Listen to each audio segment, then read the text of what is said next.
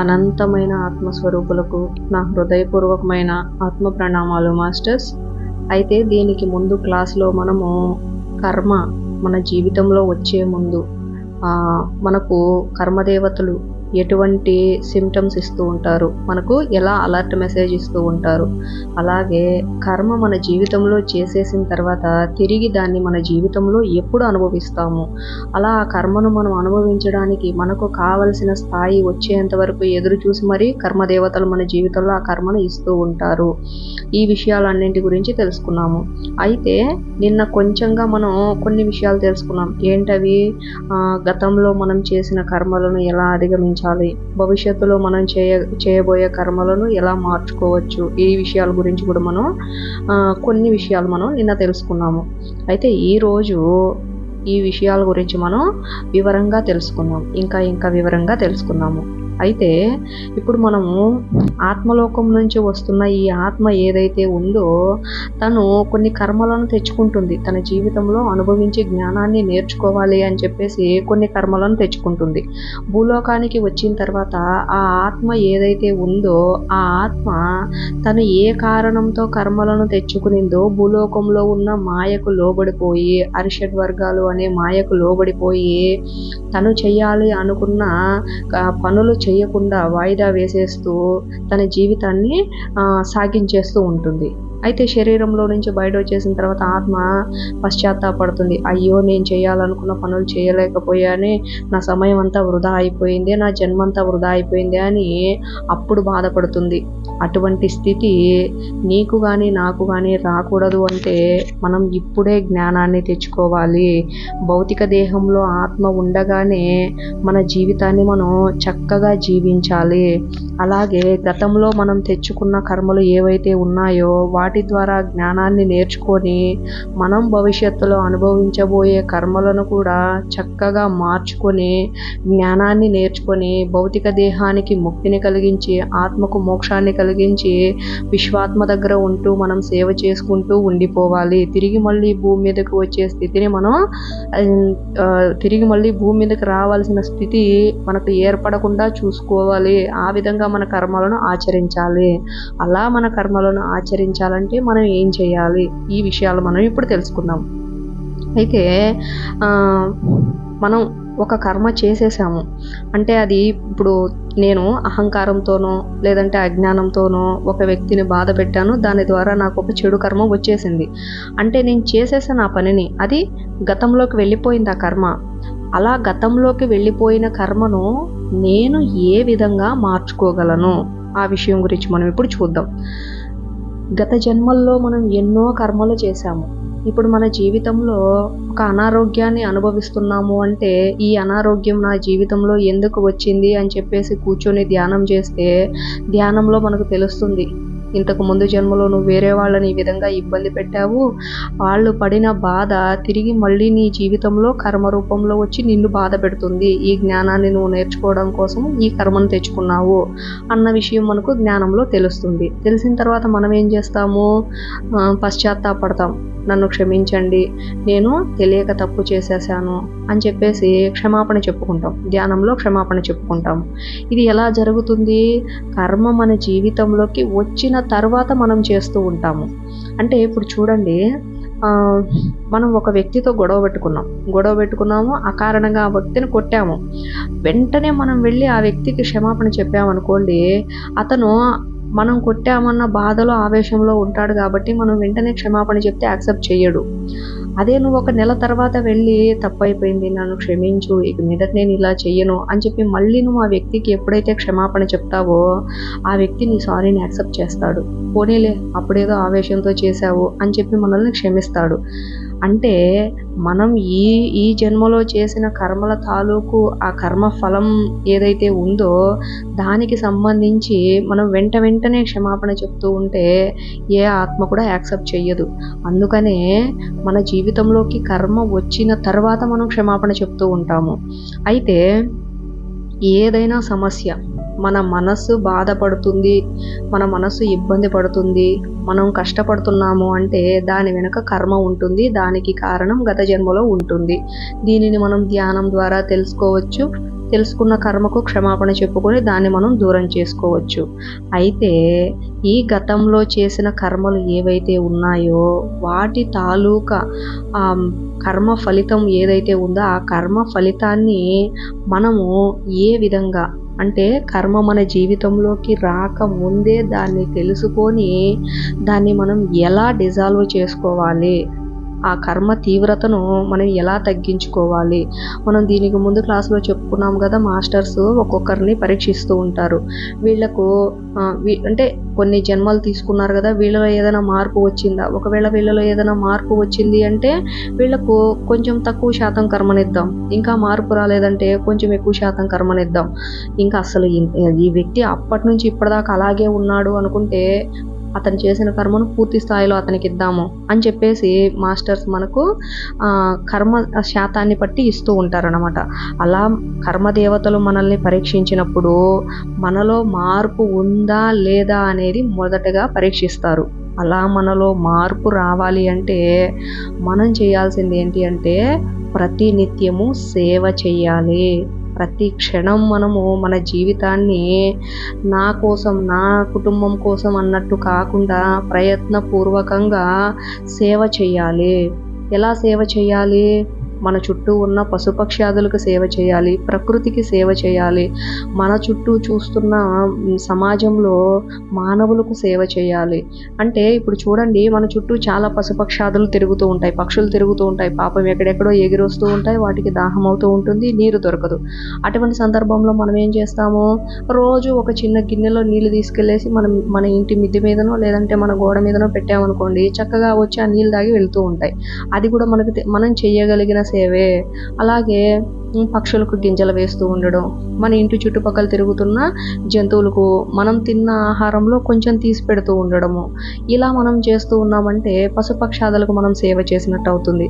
అలాగే మన ఇంట్లో పెంచుకునే చెట్లు కాకుండా మన చుట్టూ ఉన్న చెట్లకు నీళ్లు పోస్తూ ఉండడం, అలా మనం వాటికి నీళ్లు పోస్తూ ఉన్నప్పుడు ఏమవుతుంది, అవి చక్కగా ఎండిపోకుండా పెరుగుతూ ఉంటాయి అన్నమాట. అలా చెట్లకు మనం సేవ చేస్తే ప్రకృతికి సేవ చేసినట్టు ఉంటుంది. ఇలా మనం చేయగలిగిన పనులు ఇవి. ఎవరైనా సరే, వాళ్ళ దగ్గర డబ్బున్నా లేకపోయినా, పేదవాడైనా గొప్పవాడైనా ఈ పనులు అయితే చేయగలుగుతారు.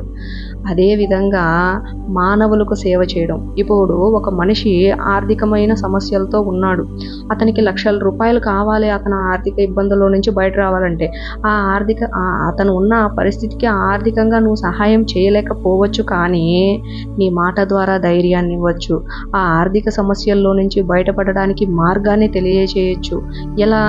నువ్వు ధ్యానం చెయ్యి. ఇవన్నీ గతంలో ఉన్న కర్మలు కాబట్టి అవి ఇప్పుడు నువ్వు అనుభవిస్తున్నావు. ఆ కర్మలను నువ్వు దూరం చేసుకోవాలి అంటే నువ్వు ధ్యానం చెయ్యి. ధ్యానం చేసావంటే వాటికి కారణం తెలుస్తుంది. కారణం తెలుసుకున్నావంటే నువ్వు క్షమాపణ చెప్పుకోవచ్చు. నువ్వు క్షమాపణ చెప్పుకున్నావంటే అందులో నుంచి నువ్వు బయట రావచ్చు అని మనం వాళ్ళకి గైడ్ చేయాలి, తెలియచేయాలి.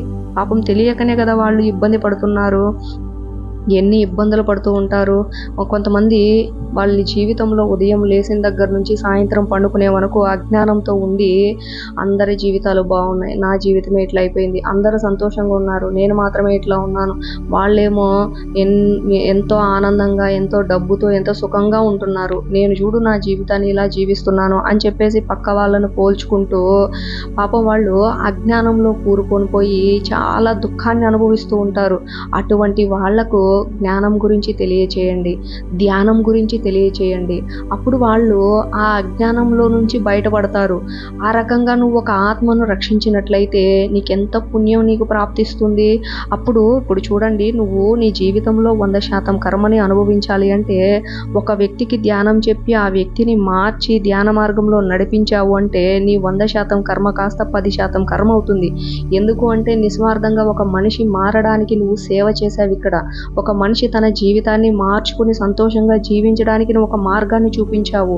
కాబట్టి నీ జీవితంలో నువ్వు అనుభవించాల్సిన కర్మ ఏదైతే ఉందో ఆ కర్మ నీకు 10%కి వస్తుంది.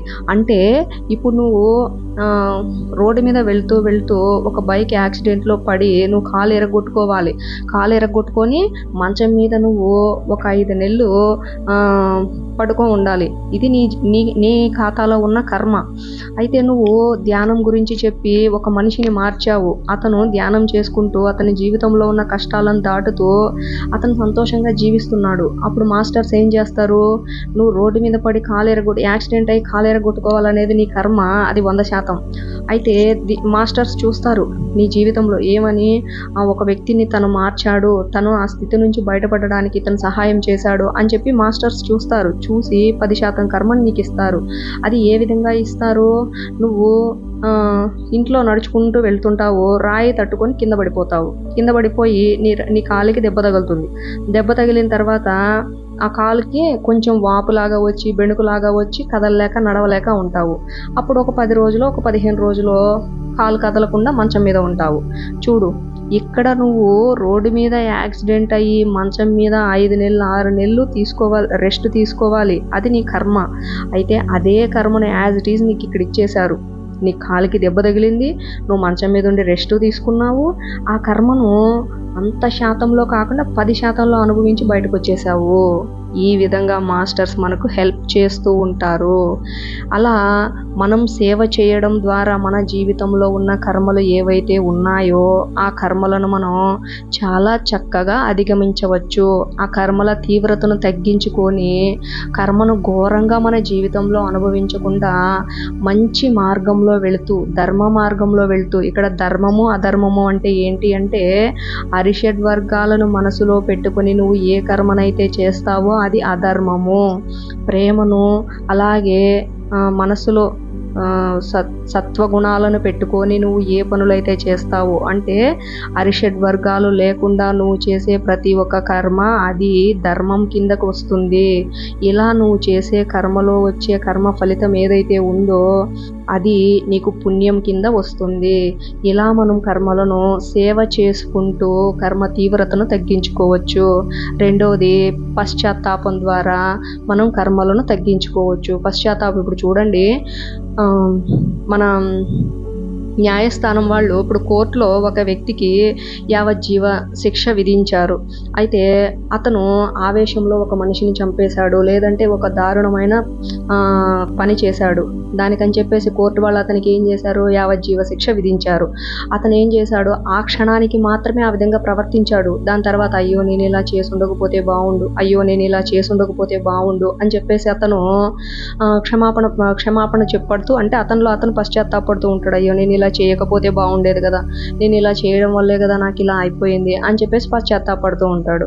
తర్వాత అతని స్థితిని అతను మార్చుకుంటూ ఉంటాడు ఎప్పటికప్పుడు. అప్పుడు జైల్లో ఉన్న అధికారులు ఎవరైతే ఉన్నారో వాళ్ళందరూ ఇతన్ని పరీక్షిస్తూ ఉంటారు. అప్పుడు ఇతను ఆ కర్మ చేసేటప్పుడు ఎటువంటి మనస్తత్వాన్ని కలిగి ఉన్నాడో ఇప్పుడు అతను అటువంటి మనస్తత్వాన్ని కలిగి లేడు. అంటే అతనిలో మార్పు వచ్చింది, సత్ప్రవర్తన వచ్చింది. అప్పుడు ఏం చేస్తారు?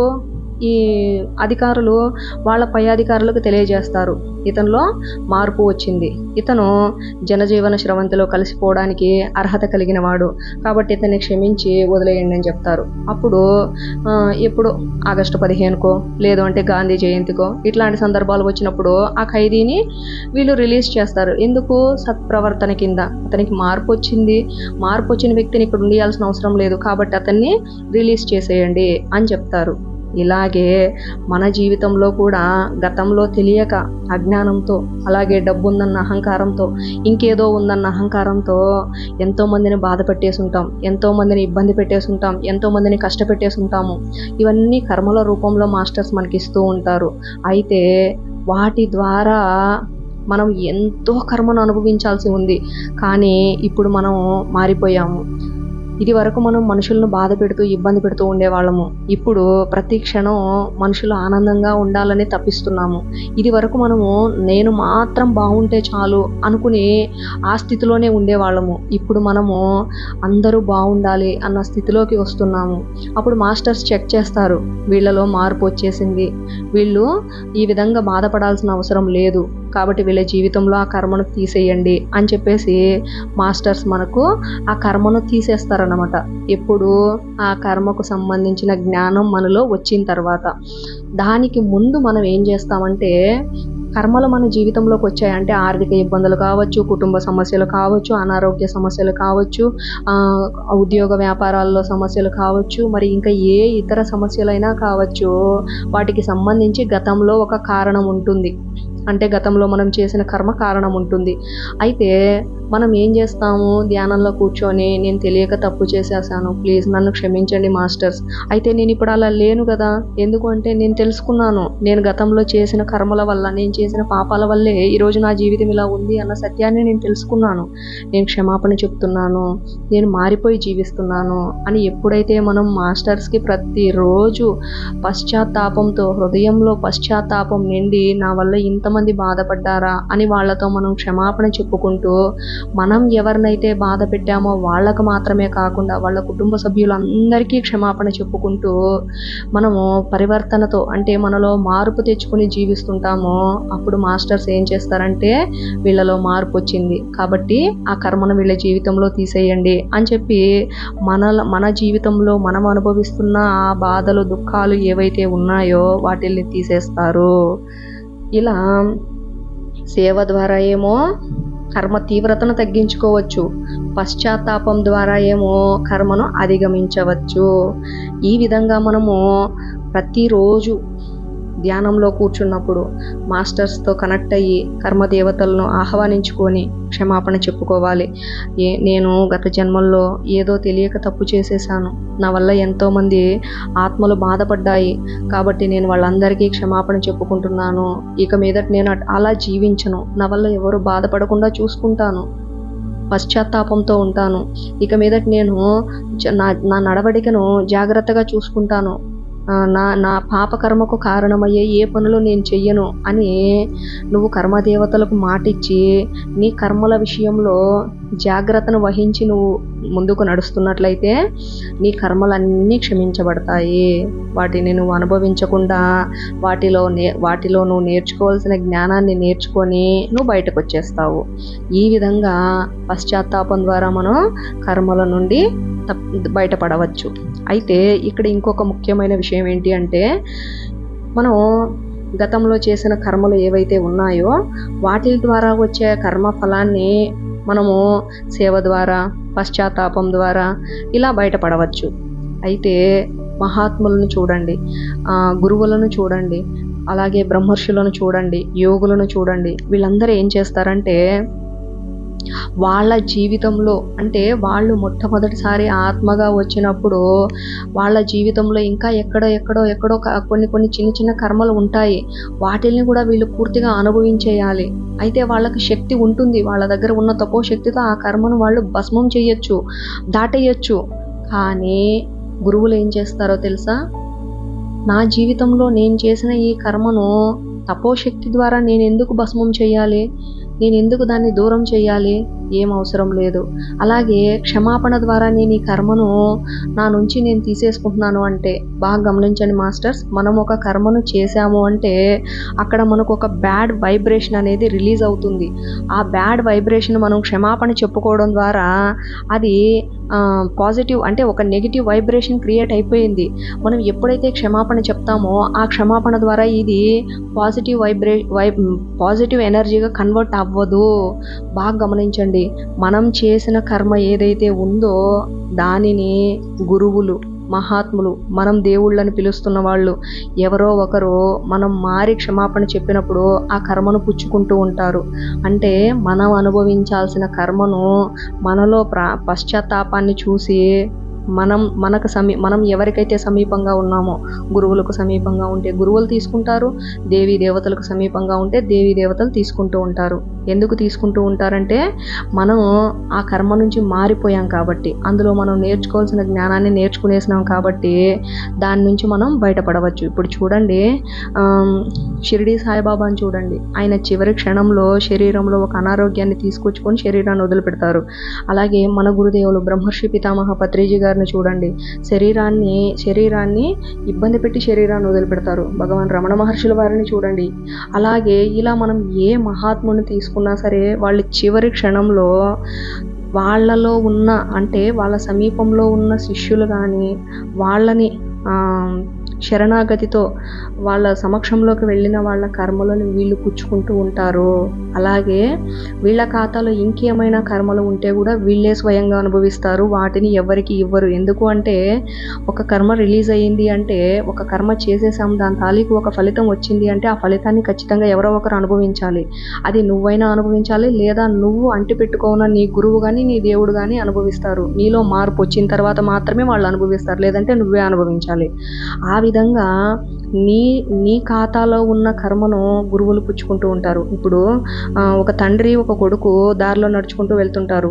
తండ్రి దగ్గర ఆల్రెడీ బరువు ఉంటుంది, కొడుకు కూడా బరువు మోస్తూ ఉంటాడు. కొంచెం దూరం వెళ్ళేసరికి ఈ కొడుకు ఏం చేస్తాడు, నేను మోయలేకపోతున్నాను నాన్న, చాలా బరువుగా ఉంది అనగానే తండ్రి ఏం చేస్తాడు, చాలా ప్రేమతో వాత్సల్యంతో ఆ బరువును ఆయన తీసుకుంటూ ఉంటాడు.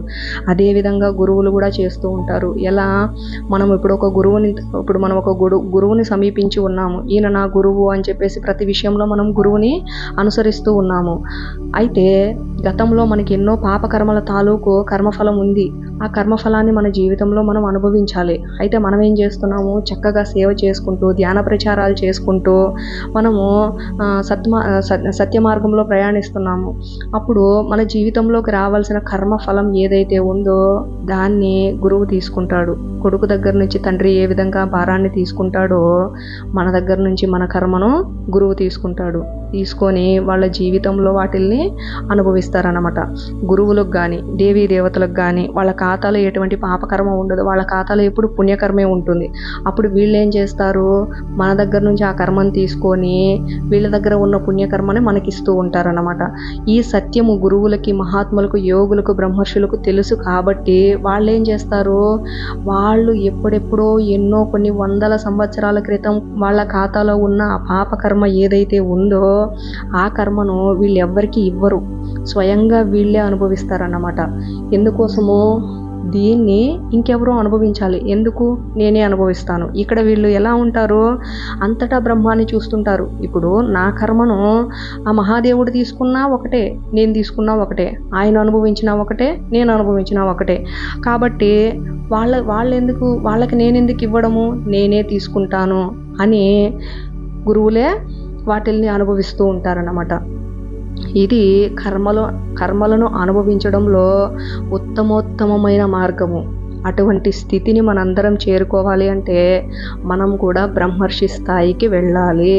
గతంలో మనం చేసిన కర్మలు ఏవైతే ఉన్నాయో ఆ కర్మలను మనం తగ్గించుకోవడానికి సేవ, వదిలించుకోవడానికి ప్రాయశ్చిత్తం, వాటిల్ని సంపూర్ణమైన అవగాహనతో అనుభవించడానికి మన శక్తిని పెంచుకోవడము, మన స్థాయిని పెంచుకోవడము.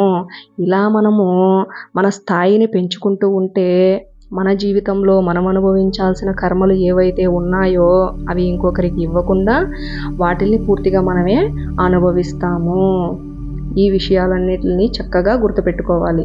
ఇవన్నీ ఎప్పుడు గతంలో మనం చేసేసిన కర్మల తర్వాత మనం చేయాల్సిన పనులు ఇవి. అయితే భవిష్యత్తులో మనం అనుభవించబోయే కర్మల తాలూకా ఫలితాలను మనం ఏ విధంగా మార్చుకోవాలి దాని గురించి ఇప్పుడు ఒక 2 నిమిషాలు మనం చూద్దాం. ఇప్పుడు గతంలో మనం చేసిన కర్మలు ఏవైతే ఉన్నాయో వాటిల్ని ఇప్పుడు మనం అనుభవిస్తున్నాము. బాధల రూపంలోనో, కష్టాల రూపంలోనో అనుభవిస్తున్నాము. వాటిల్ని అంటే వాటి తీవ్రతను ఎలా తగ్గించుకోవాలో తెలుసుకున్నాం. సేవ ద్వారా వాటి తీవ్రతను తగ్గించుకోవచ్చు. ధ్యానంలో కూర్చొని గత జన్మలకు సంబంధించిన కారణాన్ని తెలుసుకొని వాటికి ప్రాయశ్చిత్తాన్ని చేసుకుంటూ దాని ద్వారా కర్మను పోగొట్టుకోవచ్చు. అయితే అధికమైన శక్తిని సంపాదించుకొని ధ్యానంలో కూర్చొని అధికమైన శక్తిని సంపాదించుకొని ఆ కర్మలను మనం దాటేయచ్చు. అయితే ఇక్కడ ఇంకో ముఖ్యమైన ఒక విషయం చెప్పడం మర్చిపోయాను మాస్టర్స్ నేను. ఇప్పుడు గురువులు ఉన్నారు కదా, వారు అనుభవిస్తున్న కర్మలకి మనం అనుభవిస్తున్న కర్మలకి ఒక తేడా ఉంటుంది. ఏంటా తేడా అంటే, ఇప్పుడు ఒక కర్మను నువ్వు అలాగే గురువు ఇద్దరు సమానంగా తీసుకున్నారు. నువ్వు అనుభవించేటప్పుడేమో బాధతో, దుఃఖంతో, వేదనతో అనుభవిస్తున్నావు. గురువు మాత్రం చాలా ఆనందంగా మొహం మీద చిరునవ్వుతో అనుభవిస్తున్నాడు. ఏంటి తేడా? నీకు గురువుకి తేడా ఏంటి? మహాత్ములకు నీకు తేడా ఏంటి అంటే, ఇక్కడ మహాత్ములు ఏ స్థితిలో కర్మలను అనుభవిస్తున్నారు అంటే, వారు సాధన చేసి చేసి చేసి చేసి వారి శక్తిని పెంచుకొని వారు ఆ స్థాయిలోకి వెళ్ళి కర్మలను ఆచరిస్తున్నారు, అనుభవిస్తున్నారు. నువ్వేమో ఏ సాధన లేదు, ఏ శక్తి లేదు కాబట్టి నువ్వు బాధతో, దుఃఖంతో అనుభవిస్తున్నావు. అక్కడ ఒక చిన్న ఎగ్జాంపుల్ చెప్తా చూడండి. ఒక వ్యక్తికి కాలు విరిగిపోయింది. కాలుకి డాక్టర్లు ఆపరేషన్ చేయాలి అని చెప్పారు. అయితే అతను డాక్టర్ ఏం చేస్తాడు, కాలుకి ఈ అనస్థీషియా అంటే ఒక మత్తు మందు ఇవ్వకుండా ఆ కత్తి తీసుకొని ఆ సరికాని ప్రదేశాలన్నింటినీ కోసేసి ఆ సూది తీసుకొని దారం వేసి కుడతా ఉంటాడు, ఏ మత్తు ఇవ్వకుండా. అప్పుడు ఎలా ఉంటుంది? కాలుకి విపరీతమైన నొప్పి, భరించలేని బాధ, భరించలేని దుఃఖం వస్తూ ఉంటాయి. అరుస్తుంటాం, ఏడుస్తుంటాము, వద్దురా దేవుడా ఈ జీవితం అని చెప్పి గగ్గోలు పెట్టుకుంటుంటాము. ఇలా కర్మలను అనుభవించే వాళ్ళు ఎవరంటే మనం. ఏ సాధన లేకుండా, ఏ శక్తి లేకుండా మన జీవితంలో మనం అనుభవించే సమస్యలు ఈ స్థితిలో మనం అనుభవిస్తాం. అలా కాకుండా డాక్టర్ వచ్చాడు, మన కాలికి మత్తుమంది ఇచ్చాడు. చక్కగా డాక్టర్ వచ్చి మన కాలికి మత్తుమంది ఇచ్చేసి ఆ కత్తి తీసుకొని కోసేస్తున్నా మనకు నొప్పి తెలియదు. సూది పెట్టి కాదు కదా, దబ్బనం పెట్టి కుట్టినా సరే మనకు నొప్పి తెలియదు. ఎందుకు? మన కాలికి అక్కడ మత్తుమంది ఇచ్చారు. అదేవిధంగా ఈ స్థితిలో అనస్థీషియా తీసుకొని ఆపరేషన్ చేస్తున్నాడు డాక్టరు. ఆ స్థితిలో ఏ నొప్పి, ఏ బాధ తెలియడం లేదు. మన కాలే మనమే చూస్తుంటాం, అయినా మనకేమీ తెలియదు. ఈ స్థితిలో కర్మను అనుభవించేది మహాత్ములు. అయితే గురువులందరూ చెప్పే ఒకే ఒక మాట ఏంటి అంటే, నీ కర్మలను ఈ స్థితిలో నువ్వు అనుభవించు, అత్యున్నతమైన స్థాయికి చేరతావు. ఆ స్థాయికి నువ్వు చేరాలి అంటే, ఆ విధంగా నువ్వు కర్మలను అనుభవించాలి, అనుసరించాలి అంటే నువ్వు చేయాల్సింది ఒకటి, సాధన చెయ్యి, శక్తిని పెంచుకో, జ్ఞానాన్ని పెంచుకో, గురువుల సందేశాలను అందుకో. ప్రతి నిత్యము ఎవరో సజ్జనులతో, ఎవరో ఒకరితో నువ్వు కలిసి ఉండు. నీ కష్టాల సమయంలో వాళ్ళ దగ్గర నువ్వు గైడెన్స్ తీసుకో, ఏ విధంగా బయటపడాలో నేర్చుకో అని మనకు మాస్టర్స్ గైడ్ చేస్తూ ఉంటారు. ఇప్పుడు చూడండి, భూమిలో మనం ఒక చెట్టు నాటుతాము. ఆ చెట్టు విత్తనంగా వేసినప్పటి నుంచి కొంచెం పెరిగి వచ్చేంత వరకు ప్రతిరోజు నీళ్లు పోస్తాం. ఇంకొంచెం పెరిగింది, చిన్న మొక్క అయింది, ప్రతిరోజు కాకపోతే రోజు మార్చి రోజు పోస్తాం. అది ఇంకొంచెం పెద్దదయ్యింది, అప్పుడు దాని వేర్లు కొంచెం భూమిలోకి దిగినాయి. అప్పుడు రోజు మార్చి రోజు కాకపోయినా వారానికి 2 సార్లు పోసినా సరిపోతుంది. అదే చెట్టు పెద్ద చెట్టు అయిపోయింది, అప్పుడు దానికి వారానికి ఒక్కసారి నీళ్లు పోస్తే సరిపోతుంది. అదే చెట్టు వేర్లు భూమి లోపలికి చొచ్చుకొని పోయాయి. ఆ చెట్టుకి మనం నీళ్లు పోయాల్సిన అవసరం లేదు. అదే పెద్ద మహావృక్షం అయిపోయి దాని సమక్షంలో ఉన్న వాటన్నింటికి అది సేద తీరుస్తూ ఉంటుంది, ఆదరణగా ఉంటుంది. అంటే చిన్న విత్తనంగా ఉన్నప్పుడు మనం దానికి నీళ్ళనిస్తూ ఉన్నాము. అది పెరిగి పెద్ద మహావృక్షం అయిపోయింది. దానికి నీరు అవసరం లేదు, ఎందుకంటే దాని వేర్లు భూమి అంతర్భాగంలోకి చొచ్చుకుపోయి ఆ లోపల నుంచి ఆ వేర్ల ద్వారా నీటిని తీసుకుని ఆ మహావృక్షం జీవిస్తుంది. అది జీవించడమే కాకుండా దాని సమక్షంలో ఉన్న వాటన్నిటికీ జీవితాన్ని పంచుతుంది. మనం కూడా మొదట్లో కొంచెంగా, అంటే గంటసేపు ధ్యానం చేస్తాము, చిన్న విత్తనంలాగా గంటసేపు ధ్యానం చేస్తాం, దాని ద్వారా వచ్చే శక్తితో మన పనులు నిర్వర్తించుకుంటూ ఉంటాం. అలా మనం కొంచెంగా మనం మన స్థాయిని పెంచుకుంటూ పోతూ, మనం సాధన పెంచుకుంటూ పోతూ, శక్తిని పెంచుకుంటూ పోతూ ఉన్నప్పుడు మనం ఒకానొక రోజు బ్రహ్మర్షి స్థితికి చేరుకుంటాము. పరబ్రహ్మ స్థితిని మనం తెలుసుకుంటాము. అసలు నేను ఎవరు, ఎక్కడి నుంచి వచ్చాను, నా ఆత్మ యొక్క తత్వం ఏంటి, భూలోకంలో నేను చేయాల్సిన పని ఏంటి, ఇక్కడ ఉన్న మనుషులందరూ ఎవరు, వీళ్ళు నాకు సమీపంగా ఉన్నారంటే వీళ్ళు నాకు సహాయం చేస్తున్నారు, వాళ్ళు నాకు అపకారం చేస్తున్నారు, వీళ్ళెవరు వాళ్ళెవరు, నా జీవితంలో ఈ ప్రణాళిక మొత్తం ఏంటి, ఈ సత్యాలన్నీ మనకు అర్థమైన రోజు, విశ్వ రహస్యాలన్నీ మనకు తెలిసిన రోజు మనం మహావృక్షం అయిపోతాం. ఆ రోజు నువ్వు సాధన చేయకపోయినా ఇబ్బంది లేదు. ఎందుకు అంటే ఆటోమేటిక్గా నువ్వు ఆ విశ్వశక్తితో అనుసంధానం అయిపోయి ఉంటావు. ఆ విశ్వ మూల చైతన్యం నుంచి ప్రతి నిత్యము నువ్వు ఆ ఎనర్జీని తీసుకుంటూనే ఉంటావు. ఆ స్థితికి చేరేంత వరకు ప్రతిరోజు ప్రతి గంట సమయం దొరికినప్పుడల్లా నువ్వు సాధన చేస్తూనే ఉండాలి. అలా నువ్వు సాధన చేసి చేసి చేసి చేసి నీ స్థాయిని పెంచుకుంటే నీ కర్మలను అనస్థీషియా తీసుకున్న స్థితిలో నువ్వు అనస్థీషియా తీసుకున్న స్థితిలో ఏ విధంగా ఉంటావో ఆ విధంగా నీ దగ్గర అనంతమైన శక్తి ఉన్నప్పుడు ఏ నొప్పి బాధ తెలియకుండా నీ జీవితంలో నువ్వు ఆ కర్మలను పూర్తి చేయగలుగుతావు. పత్రి సార్ ఒకే ఒక మాట చెప్తాడు, నీ జీవితంలో బాధ ఉంది, ఏడుపు ఉంది, దుఃఖం ఉంది అంటే నీ జీవితంలో ధ్యానం లేదు. నీ జీవితంలో ధ్యానం ఉంది అంటే ఇవేమీ ఉండవు, ఆనందం ఒక్కటే ఉంటుంది. దాని వెనక ఉన్న అర్థం ఇదేనన్నమాట. ఈ విధంగా మనం మన స్థాయిని పెంచుకోవాలి. స్థాయిని పెంచుకోవడం అంటే ఆత్మపరంగా మన స్థాయిని పెంచుకోవాలి. ఇప్పుడు మన ఆత్మ చిన్న విత్తనంగా ఉంది, దాన్ని మొక్కని చేయాలి, దాన్ని చెట్టుని చేయాలి, దాన్ని మహావృక్షం చేయాలి. అప్పటి వరకు మన సాధన ఆగకూడదు. కాబట్టి ఈ విధంగా మనం మన కర్మలను ప్రతి నిత్యము ఎరుకతో ఆచరిస్తూ ఉండాలి. అలాగే భవిష్యత్తులో మనం అనుభవించబోయే కర్మలను ఏ విధంగా మనము ఎదుర్కోవాలి అంటే గతంలో చేసిన కర్మల తాలూకు వస్తున్న ఫలితాలన్నింటినీ ఇప్పుడు మనం అనుభవించేస్తూ ఉన్నాము. అయితే మనం భవిష్యత్తులో ఇప్పుడు మన భవిష్యత్తులో దుర్మార్గమైన కర్మలు అనుభవించాలి. ఆ కర్మలను మనం అనుభవించాలి అంటే మనం ఏం చేయాలి, ఇక్కడ మనం మన శక్తిని మార్చుకోవాలి.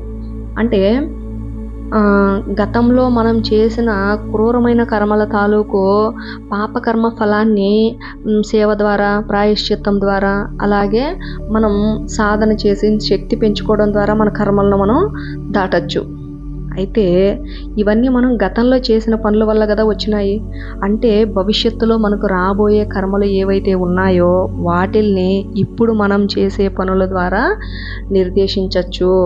అంటే ఇప్పుడు మనం ఏ విధంగా ఉన్నాము, మన ప్రవర్తన ఎలా ఉంది, మనం ఏ విధంగా మాట్లాడుతున్నాం, ఏ విధంగా నడుచుకుంటున్నాము, మన సమక్షంలో ఉన్న వాళ్ళని మనం ఎలా ఆదరిస్తున్నాము, ఎలా గౌరవిస్తున్నాము, ఇవన్నీ మనకు కర్మలుగా మారుతూ ఉంటాయి. అయితే ఇప్పుడు మన కర్మలను మనం ఎలా ఆచరించాలి అంటే ప్రతి పనిని మనమే చెయ్యాలి. శక్తి వంచన లేకుండా మన పని మనమే చెయ్యాలి. అప్పుడు మనం పనులన్నీ పూర్తి చేసి ఇది నేను చేశాను అని కాకుండా మనం చేసిన ప్రతి పని యొక్క ఫలితాన్ని ఆ విశ్వాత్మకు సమర్పించేస్తూ ఉండాలి, ఆ పరమాత్మకు సమర్పించేస్తూ ఉండాలి. ఇక్కడ మీరు దేవుడు అనుకోండి, గురువు అనుకోండి, విశ్వాత్మ అనుకోండి, ఎవరైనా అనుకోండి, ఆ పరాశక్తికి మన కర్మ ఫలితాన్ని సమర్పించేస్తూ ఉండాలి. అప్పుడు ఏమవుతుంది, ఒకవేళ మన జీవితంలో మనం ఇంకేమన్నా కర్మలు అనుభవించాల్సి ఉన్నా కూడా ఇతని కర్మలను త్రికరణ శుద్ధిగా చేస్తున్నాడు కాబట్టి ఇతని ఖాతాలో ఏ కర్మలు ఉండాల్సిన అవసరం లేదు అని వాటిల్ని మాస్టర్స్ మన జీవితంలో నుంచి తొలగిస్తూ ఉంటారు. ఇక కృష్ణ పరమాత్ముల వారు భగవద్గీతలో ఏం చెప్తారు అంటే, నువ్వు కర్మలను చెయ్యి అర్జున, కర్మల తాలూకా వచ్చే ఫలితం ఏదైతే ఉందో దాన్ని నాకు సమర్పించేస్తూ ఉండు. నువ్వు అంటే ఇక్కడ దాని అర్థం ఏంటి అంటే, నువ్వు ఏ పని చేసినా సరే ఆ పని పూర్తయిన తర్వాత శివోహం అంటే శివార్పణం అనుకుంటూ ఉండు. లేదు అంటే నీ ఇష్టం, నీకు ఏ గురువు ఇష్టమైతే గురువుకి సమర్పయామి, లేదు ఏదైనా దేవుడు ఇష్టమైతే ఆ దైవానికి సమర్పయామి. ఇలా నీ కర్మలను నువ్వు ప్రతి పనిని చేసిన తర్వాత సమర్పయామి అని సమర్పించేస్తూ ఉండు. దాని ద్వారా ఏమవుతుంది అంటే మన జీవితంలో దాని ద్వారా వచ్చే ఫలితం ఏదైతే ఉందో దాని పట్ల మనం ఆసక్తి కలిగి ఉండం. అంటే మనం కర్మలు చేస్తూ ఉంటాం కానీ వాటి మీద వ్యామోహంతో, ఆశతో కర్మలను చెయ్యము. అటువంటి స్థితిలో చేసే కర్మలు ఉత్తమమైన కర్మలుగా చెప్పబడతాయి. అటువంటి కర్మలను ఎవరైతే చేస్తారో వారి యొక్క స్థితిని పెంచుకుంటారు. అంటే మనం చేయాల్సిన పని ఏంటి ఇక్కడ అంటే ఒక మాట మాట్లాడుతున్నాము అంటే, నేను ఈ మాట మాట్లాడుతున్నాను అంటే ఈ మాట ద్వారా అవతల వ్యక్తి బాధపడుతున్నాడా, ఆనందపడుతున్నాడా? నేను మాట్లాడే మాట అవతలి వ్యక్తికి ఉత్సాహాన్ని కలిగిస్తుందా, నిరుత్సాహాన్ని కలిగిస్తుందా? నా మాట ఆ వ్యక్తికి ధైర్యాన్ని ఇస్తుందా, అధైర్యాన్ని ఇస్తుందా? ఆలోచించుకోవాలి. ఆ వ్యక్తిని నీ మాటల ద్వారా శక్తి తీసుకుంటున్నాడు, తనను తాను మార్చుకోవడానికి సిద్ధమవుతున్నాడు అంటే నువ్వు ఆ మాటను తప్పకుండా మాట్లాడాలి. మాట్లాడకుండా ఉంటే కూడా కర్మ అవుతుంది. నువ్వు చెయ్యగలిగి ఉండి చెయ్యకుండా మౌనంగా ఉంటే కూడా అది కర్మే అవుతుంది. నీ బాధ్యతలను నువ్వు వదిలేసి పిరికి వాడిలాగా ఊరక కూర్చుంటే కూడా నీకు అది కర్మే అవుతుంది. కాబట్టి బాధ్యతలను పూర్తి చెయ్యాలి. నీకున్న బాధ్యతలన్నింటినీ నువ్వు పూర్తి చెయ్యాలి. ఒక కొడుకుగా నీ బాధ్యతలు, ఒక కూతురుగా నీ బాధ్యతలు, నీకున్న అన్ని రిలేషన్స్లో నీ బాధ్యతలను చక్కగా పూర్తి చేయాలి. అలాగే పరోపకారం అంటే భూమి మీద ఉన్న మిగిలిన మనుషులకు సేవ చేసుకోవడం, మిగిలిన జీవరాశులకు సేవ చేసుకోవడం, అదంతా నీ ధర్మం అవుతుంది. నీ ధర్మాన్ని కూడా నువ్వు పూర్తి చేసుకోవాలి. ఇలా హృదయంలో ప్రేమను, ధర్మాన్ని నింపుకొని నువ్వు ఏ పని చేసినా అది సత్ఫలితాన్ని ఇస్తుంది, అది పుణ్యకర్మనిస్తుంది. అప్పుడు నీ స్థాయి అమాంతం పెరిగిపోతుంది. ఎలా పెరిగిపోతుంది? ఒక మహాత్ముని స్థాయికి, ఒక యోగి స్థాయికి, ఒక గురువు స్థాయికి, ఒక బ్రహ్మర్షి స్థాయికి నువ్వు వెళ్తావు. ఆ స్థాయికి వెళ్ళినప్పుడు నీ కర్మలు ఎలా ఉంటాయి? ఇంతకుముందు మనం చెప్పుకున్నట్టు అనస్థీషియా తీసుకున్న వ్యక్తికి ఎలా ఉంటుందో అలా ఉంటుంది నీ కర్మలు ఆచరించే పరిస్థితి. ఆ విధమైన స్థితిని ప్రతి ఒక్కరూ పొందుకోవాలి. ఆ స్థితిలో మనం చేసే కర్మలు ఏవైతే ఉన్నాయో వాటన్నింటినీ ఆ విశ్వాత్మ చక్కగా తనలోకి తీసుకొని వాటి ద్వారా వచ్చే ఫలితాన్ని మొత్తం విశ్వానికి పంచుతుంది. ఇప్పటి వరకు మన జీవితంలో నేను నాది అంటూ జీవించిన మనము నేను నాది వదిలిపెట్టేసి విశ్వమంతా నాదే, ఈ ప్రకృతి మొత్తం నేనే, ప్రతి ప్రాణిలో ఉన్నది నేనే అంటే నేను నాది అనేది ఇప్పుడు చాలా మొదట్లో ఎలా ఉండింది? తక్కువగా ఉండింది. కానీ మనం సాధన ద్వారా మన శక్తిని పెంచుకున్న తర్వాత నేను నాది అంటున్నాం. ఎలా అంటున్నావు? అంతటా నేనే ఉన్నానంటున్నావు, అన్ని జీవుల్లో నేనే ఉన్నానంటున్నావు, ఈ విశ్వం అంతా నాదే అంటున్నావు. అంటే నీ స్థాయి 0 దగ్గర నుంచి మొదలయ్యి అనంతానికి వెళ్ళిపోయింది. అటువంటి స్థాయి నీ ఆత్మలో పెరగాలి. ఎప్పుడైతే ఆ స్థాయి నీ ఆత్మలో పెరుగుతుందో అప్పుడు నువ్వు ఈ భూలోకానికి వచ్చినా నీ ఉద్దేశం నెరవేరుతుంది, నీ ప్రణాళిక పూర్తవుతుంది. నువ్వు చేయాలనుకున్న కార్యక్రమాలు ఏవైతే ఉన్నాయో అవన్నీ పూర్తవుతాయి.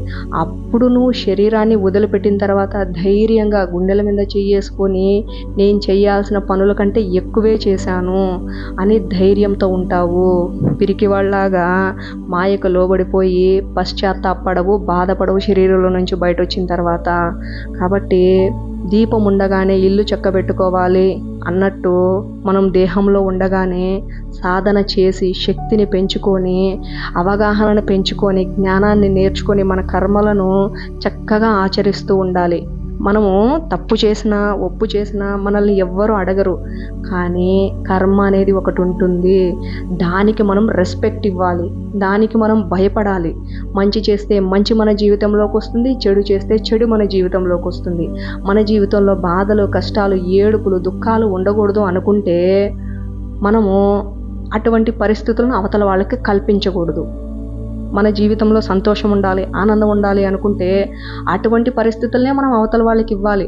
ఇప్పుడు నేను సంతోషంగా ఉండాలనుకుంటున్నాను, ఇప్పుడు నా సమక్షంలోకి ఎవరైనా వచ్చి నేను ఒకటి కొనుక్కోవాలనుకుంటున్నాను కానీ నేను కొనుక్కోలేకపోతున్నాను అని నా దగ్గరికి ఎవరైనా వచ్చి చెప్పారనుకోండి, అతనికి ఆ వ్యక్తికి ఆ వస్తువు కొనించగలిగిన స్థాయి నా దగ్గర ఉంది. అప్పుడు నేనేం చేస్తాను? కావాలని ఆ వ్యక్తి నన్ను అడగలేదు, కానీ కొనుక్కుంటున్నానని చెప్పాడు, కొనుక్కోవడానికి నా దగ్గర స్తోమత లేదని చెప్పాడు, కానీ నా దగ్గర ఉంది ఆ స్తోమత, నేను కొనివ్వగలను. అప్పుడు నేనేం చేస్తాను? అతనికి నేను ఆ వస్తువు కొనిస్తాను. కొనిచ్చినప్పుడు అతను ఎంత ఆనందపడతాడు. ఆ ఆనందంతో ఉన్న తరంగాలు తిరిగి మళ్ళీ నా జీవితంలోకి వస్తాయి, కొన్ని వేల రెట్లు ఫలితాన్ని తీసుకొని మరీ వస్తాయి. అంటే నేను ఆ వస్తువు ఇచ్చినప్పుడు అతను ఆనందపడింది 10% అయితే అది తిరిగి మళ్ళీ నా జీవితంలోకి 100%గా వస్తుంది. అలాగా ఒక వ్యక్తి నేను ఆనందంగా ఉండాలనుకుంటున్నాను, నేను ఆనందంగా ఉండాలనుకుని ఏం చేస్తున్నాను, చక్కగా అందరికీ ధ్యానం నేర్పిస్తున్నాను, జ్ఞానం గురించి చెప్తున్నాను. అప్పుడు ఏమవుతుంది, ధ్యానం చేసే ప్రతి ఒక్కరు శక్తిని సంపాదించుకుంటారు. శక్తి వాళ్ళ జీవితంలోకి వచ్చిందంటే జ్ఞాన మార్గంలోకి వెళ్తారు. అంటే వాళ్ళ జీవితంలో వాళ్ళు బాధల్లో నుంచి, దుఃఖాల నుంచి బయటపడతారు. వాళ్ళు ఎప్పుడైతే ఆ స్థితిని మార్చుకొని, అంటే వాళ్ళు ఉన్న స్థితిని మార్చుకొని ఉన్నతమైన స్థితికి వెళ్తూ ఉంటారో, అప్పుడు వాళ్ళ దగ్గర నుంచి వస్తున్న ఆ ఆనంద తరంగాలు కొన్ని వేల రెట్లై తిరిగి మళ్ళీ నన్ను సమీపిస్తాయి. అప్పుడు నేను ఆటోమేటిక్గా ఆనంద తరంగాల్లోకి వెళ్ళిపోతాను. ఈ విధంగా మనము ఆనందంగా ఉండాలి అంటే ఆ ఆనందాన్ని అవతల వాళ్ళకి పంచాలి. సంతోషంగా ఉండాలి అంటే ఆ సంతోషాన్ని అవతల వాళ్ళకి పంచాలి. సుఖంగా ఉండాలంటే నా బాధ్యతలన్నీ నేను చక్కగా నెరవేరుస్తూ వెళ్ళిపోయానంటే ఆటోమేటిక్గా నేను సుఖంగా ఉంటాను. ఇలా మనము మన కర్మలను ఆచరిస్తూ మైండ్లో ఒకటే పాయింట్ గుర్తుపెట్టుకోవాలి. ఏంటి అంటే, నేను ఏది ఇస్తే తిరిగి అదే నా జీవితంలోకి వస్తుంది. అవతల వాళ్ళని నేను తిడుతున్నానా, తిరిగి నేను ఎవరో ఒకరి దగ్గర తిట్టించుకుంటాను. అవతల వాళ్ళని నేను కొడుతున్నానా, తిరిగి నేను ఎవరో ఒకరి దగ్గర కొట్టించుకుంటాను. వాళ్ళని నేను ప్రేమిస్తున్నానా, తిరిగి నేను ఎంతోమంది దగ్గర ప్రేమించబడతాను. వాళ్ళకి నేను సేవ చేస్తున్నానా, తిరిగి ఆ సేవ మొత్తం నా జీవితంలోకి పుణ్యఫలం రూపంలో వస్తుంది. ఈ అవగాహనను మైండ్లో పెట్టుకొని మనం ఏ కర్మలనైతే చేస్తామో అవన్నీ మనకు సత్ఫలితాలను ఇస్తాయి, పుణ్య ఫలితాలను ఇస్తాయి. ఆ పుణ్య ఫలితాలు మన జీవితంలోకి వస్తే మనం కూడా గురువుల స్థాయికి వెళ్ళిపోతాం.